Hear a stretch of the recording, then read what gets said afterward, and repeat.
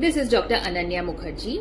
आजकल monsoon related illness जिसमें fever, acute febrile illness जिसे बुखार कहते हैं, बहुत ही कॉमन हो चुका है। तो आपको कुछ पॉइंट्स पता होने चाहिए कि ये फीवर कब बहुत ज्यादा सीरियस है और आपको तुरंत अस्पताल में एडमिट होना है। पहला है, जो फीवर से कारण पेशेंट एकदम टॉक्सिक हो जाता है या बहुत ही ज्यादा बीमार दिखता है, वो अपने बिस्तर से भी उठ नहीं सकता, उसका टेम्परेचर कंटिन्यूअसली 101, 102, 103 वगैरह आता है, उसको कुछ भी खाने को नहीं हो रहा है, उल्टियां हो रही है, ऐसे पेशेंट को डेफिनेटली हॉस्पिटलाइजेशन की जरूरत है।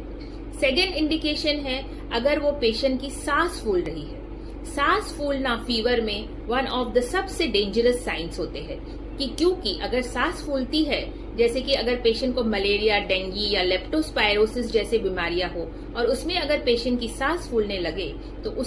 उसके लंग खराब होने के चांसेस, जिसे हम ARDS या एडल्ट रेस्पिरेटरी डिस्ट्रेस सिंड्रोम कहते हैं, उसके चांसेस बहुत ही बढ़ जाते हैं और ये जानलेवा भी हो सकता है। तीसरा है कि अगर आपको फीवर के साथ आपने ब्लड टेस्ट किया और आपको प्लेटलेट बहुत ही लो आ रहे हैं, और प्लेटलेट सिर्फ लो होना खतरनाक नहीं है, इस लो प्लेटलेट के साथ अगर आपको दांतों में से खून आ रहा है, यूरिन में से ब्लीडिंग हो रही है या चमड़े पे आपको छोटे छोटे चट्टे जैसे लाल दाने आ रहे हैं, तो ये सब साइंस है कि आपको जो प्लेटलेट कम हो गए हैं, जिसे हम थ्रोम्बोसाइटोपिनिया कहते हैं, वो कभी कभी खतरनाक हो सकता है।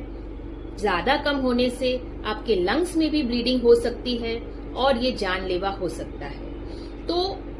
थर्ड और लास्ट एक और इम्पॉर्टेंट पॉइंट है कि आपका पेशेंट का अगर ब्लड प्रेशर लो हो जाए, फीवर के साथ एक लो ब्लड प्रेशर, और अगर उसकी पेशाब में भी कम हो जाए, जैसे यूरिन आउटपुट जो हम कहते हैं, वो भी अगर कम हो जाए, तो इसका मतलब ये है कि ये जो